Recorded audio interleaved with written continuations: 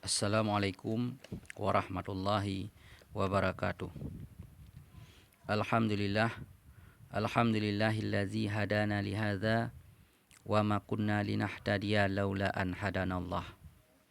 Asyhadu an la ilaha illallah wahdahu la syarikalah wa asyhadu anna sayyidina Muhammadan abduhu wa rasuluhu la nabiyya ba'dah. Qala Allah ta'ala fil Qur'anil Karim wa huwa asdaqul qailin. A'udzu billahi minasyaitonir rajim. Bismillahirrahmanirrahim. Rabbi shrah li sadri wa yassir li amri wahlul 'uqdatan min lisani yafqahu qawli.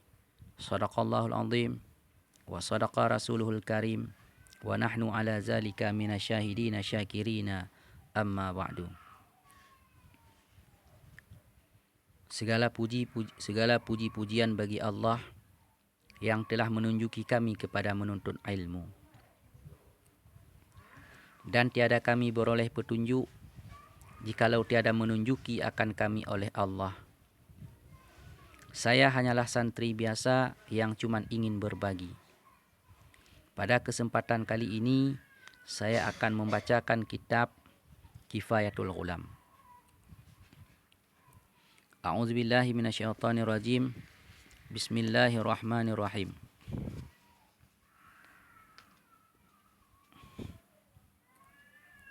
Adapun tempat yang makruh sembahyang itu yang tersebut di dalam kitab fikih yaitu 7 perkara. Adapun tempat yang makruh sembahyang itu yang tersebut di dalam kitab fikih yaitu 7 perkara. Jadi yang makruh di dalam kita melaksanakan solat itu 7 perkara. Makruh kita mengerjakan solat di tempat itu. Di 7 tempat makruh hukumnya kita melaksanakan solat.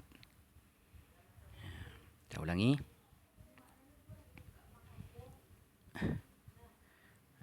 ulangi. Adapun tempat yang makruh sembahyang itu yang tersebut dalam kitab fikih yaitu 7 perkara. Jadi tempat itu makruh kita solat. 7 perkara. 7 tempat. Yang pertama pada rumah berhala. Di gereja. Jadi di gereja makruh hukumnya kita solat. Itu yang pertama. Yang kedua adalah pada tempat mandi. Kita solat di kamar mandi. Mungkin kamar mandi luas. Sehingga kita solat terus di kamar mandi. Ataupun kita lagi memperbaiki WC. Lagi pasang keramik ataupun lain-lainnya. Sehingga kita solat terus di situ karena kita anggap suci. Padahal itu kita buat untuk WC tapi belum kita pakai, masih kita bikin. Itu hukumnya adalah makruh. Pertama pada rumah berhala, yang kedua pada tempat mandi, dan yang ketiga pada tempat kuburan. Kita solat di atas kubur. Itu hukumnya adalah makruh.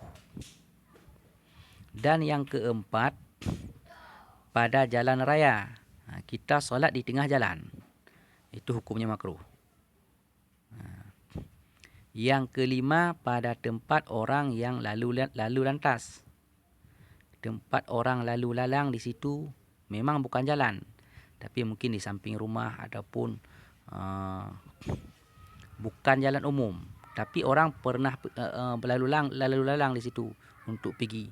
Kita solat di situ, itu tidak boleh. Itu hukumnya adalah makruh. Yang kelima pada tempat orang yang lalu lintas. Dan yang keenam makruh kita sembahyang pada tempat orang yang membuang sampah. Kita solat di tempat orang membuang sampah. Orang memang sudah umumnya semua orang membuang sampah di tempat di situ. Jadi kita pas waktu solat kita solat di situ di tempat orang membuang sampah. Itu hukumnya makruh. Dan yang ketujuh pada tempat orang yang berbuat kejahatan. Yang ketujuh, makruh kita sembahyang pada tempat orang yang berbuat kejahatan. Di tempat orang berbuat kejahatan, di situ mungkin tempat perjudian.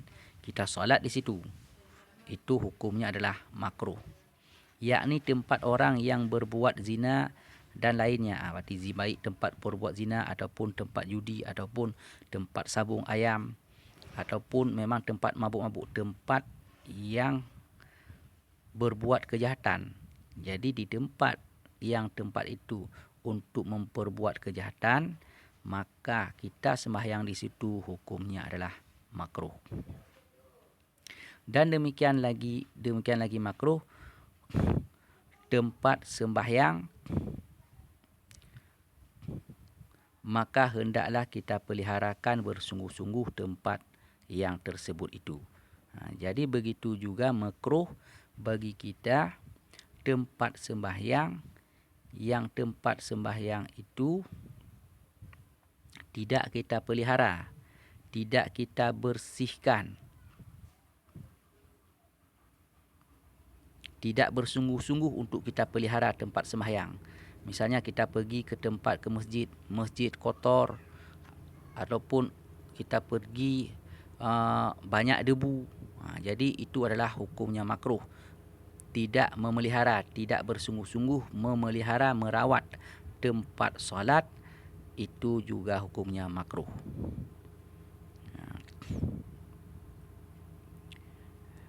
Sebab itu, wallahu a'lam bisawab. Demi Allah yang lebih mengetahui bisawab dengan yang betul. Kita ulangi sekali lagi. Adapun tempat yang makruh sembahyang itu yang tersebut di dalam kitab fiqih, iaitu 7 perkara. Yang makruh dalam sembahyang itulah 7 perkara yang makruh. Yang makruh sembahyang pada tempat itu, 7 tempat yang makruh sembahyang. Yang pertama tadi adalah rumah berhala, iaitu gereja ataupun tempat lainnya. Gereja ataupun tempat orang-orang Kristen, itu hukumnya adalah makruh sembahyang di situ. Dan yang kedua adalah tempat mandi, kamar mandi. Yang ketiga pada tempat kuburan. Dan yang keempat pada jalan raya. Dan yang kelima pada tempat orang yang lalu lintas. Dan yang keenam makruh sembahyang pada tempat orang membuang sampah. Dan yang ketujuh makruh sembahyang pada tempat orang yang berbuat kejahatan, yakni tempat orang berbuat zina dan lainnya. Dan demikianlah makruh tempat sembahyang. Maka hendaklah kita peliharakan bersungguh-sungguh tempat yang tersebut itu. Hendaklah kita peliharakan bersungguh-sungguh tempat yang tersebut itu. Maksud pelihara berarti yang pertama boleh kita, kalau masjid kita pelihara, maksudnya kita jaga kebersihan. Dan kalau ada tempat itu kita peliharakan, jangan sempat kita solat di tempat yang 7 tempat tadi, karena itu adalah makruh. Wallahu a'lam bisawab wa ilaihil marji'ul wal ma'ab. Wallah, demi Allah, a'lamu yang lebih mengetahui, bisawab dengan yang lebih betul. Mungkin hanya ini saja dulu. Jika dikehendaki Allah, di lain kesempatan saya sambung lagi. Dan jika yang saya sampaikan sesuai dengan tuntunan yang telah disyariatkan, yakinlah itu semua dari didikan dan bimbingan guru saya. Dan jika yang saya bacakan, yang saya sampaikan tidak sesuai dengan tulisan kitab yang dimaksud, itu semua karena kebodohan saya. Itu semua karena kebodohan saya, karena kedangkalan ilmu saya, kedangkalan pengetahuan saya. Mungkin sewaktu dalam belajar, saya ketiduran ataupun tidak konsentrasi, sehingga apa yang diajarkan guru tidak dapat tercerna sepenuhnya oleh ingatan saya. Sehingga saya salah dalam membacakan, salah dalam penyampaian, dan salah juga dalam menjelaskan maksud-maksud serta keterangan-keterangan dan dalil-dalilnya.